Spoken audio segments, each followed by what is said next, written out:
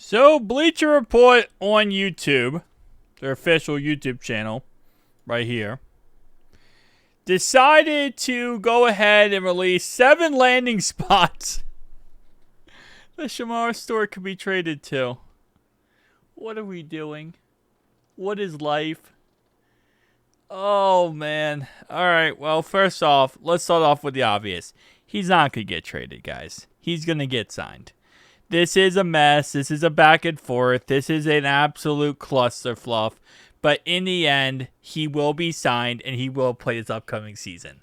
There is a 0% chance that Shemar Stewart gets traded. There's a 0% chance he goes back to college. There's a 0% chance he does anything but play football this upcoming year. This will be a drama show for the next month. And then in July, late July probably, they'll work out a contract. This will all be forgotten about. And we'll go right into the season. Now, the Trey Hendrickson situation, that's not getting figured out. But this Shemar Stewart situation will get figured out. At the end of the day, he'll probably end up putting out a public apology saying, I'm sorry for saying what I said about the team. And everyone will be happy. And we'll all go back to worrying about Trey Hendrickson.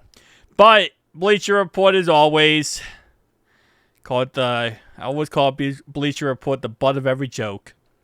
Chicago Bears, Green Bay Packers, Detroit Lions, Washington Commanders, Tampa Bay Buccaneers, Panthers, and Bills. Highly doubt we would trade him to the Bills.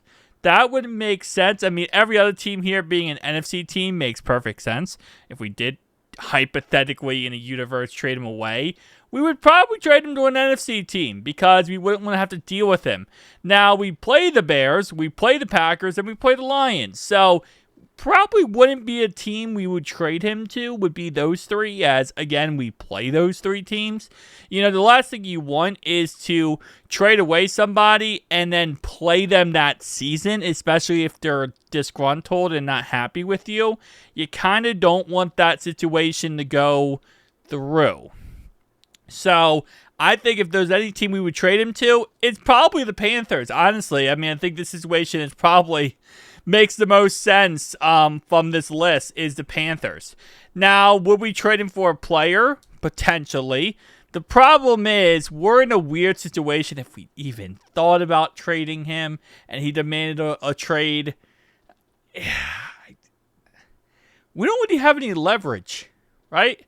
Because he doesn't want to play for us. Not right now. Because of the situation, he does not want to play for us right now. So we really don't have any leverage to trade him away with.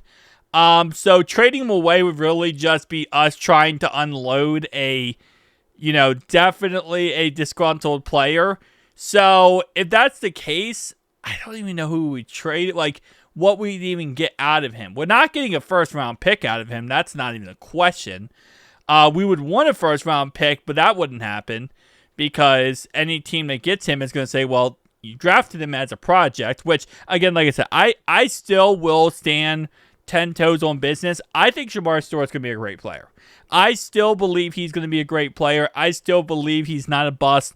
Obviously, you can't say it yet, but I believe 100% he's going to be a great player. I think that the situation needs to get figured out, though. Definitely.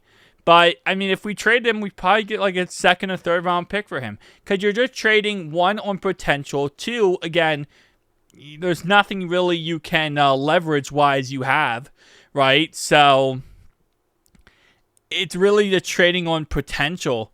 And another team just saying, okay, well, we see that you guys having issues here. We'll kind of unload the Baron on you guys, and we'll take them off your hands. So, and that's the worst situation possible you ever want to be in as a team. You don't want to be in a situation where another team, you have to wait for another team to come in and take your guy. And then that team has to work out a contract as well, and most likely they're going to sign him within a day because, this whole situation is stupid. Just get it figured out. Come on now. But, yeah, so I think the Panthers would be the only team. We'd probably get a second-round pick. Wouldn't help us this year. We would lose out on a first-round pick across the board, and we'd be sitting here with our, L hat on, our dummy hat on, and that's just pretty much that. Again, I don't think that scenario happens. I'm going to put it as exactly a 0% chance. We are not going to trade him. He's not going to sit out. He's not going to go through this whole thing. What's going to happen in a month or so, everyone, I think, is going to calm down a little bit. And I personally believe his side's going to cave. I don't think the Bengals front office is going to cave here. I think Shemar Stewart's side is going to say, "Ooh, okay, fine."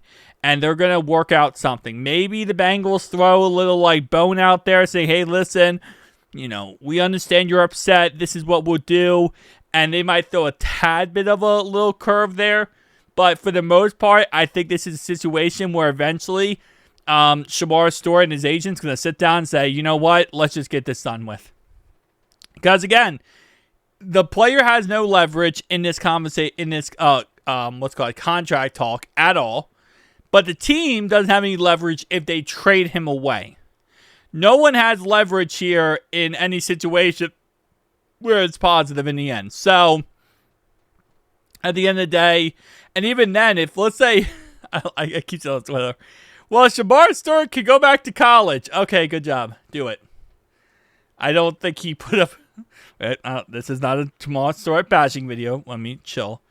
But I'm just saying, he didn't put up the craziest stats in college. So, I don't know if he put up crazier stats. And even if he did, let's say he went back to the NFL draft.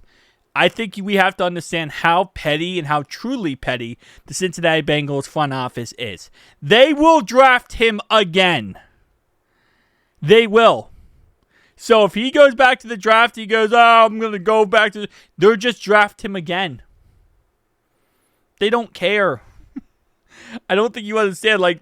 He did actually say, he said that they'd rather win arguments than win games. And at the end of the day, I don't agree with that statement. I don't think they'd rather win arguments in games. I think that they're so petty and they have such high principles with how they do things that they rather feel like they won in the end than win games. That's how I'll put it with that. I feel like they want to make sure that they are always feeling like they're on top. That's why trades never happen with the front office. You wonder why we never make trades. We never trade up, trade down, never trade for this guy, that guy. It's because the front office wants to feel like they're winning. They want to feel like they're coming out of it with, flying colors, which isn't always the case. Sometimes we make a trade, both sides are just okay. It's like, okay, well, that wasn't the, we didn't come out of this looking like, geniuses, but at the same time, we got someone that we think is good and everything is good. That doesn't happen with the front office. That B.J. Hill for Billy Price trade, that is king on the wall, crowned up to show that's what you need to do if you make a trade with Cincinnati. Oh, man. Anyway, I don't think he'll be traded. He's not going to be traded. Stop this stupid narrative. Oh, I'm so tired of the situation. Just sign him. Get this over with so we can worry about something else. Like maybe Trey Hendrickson.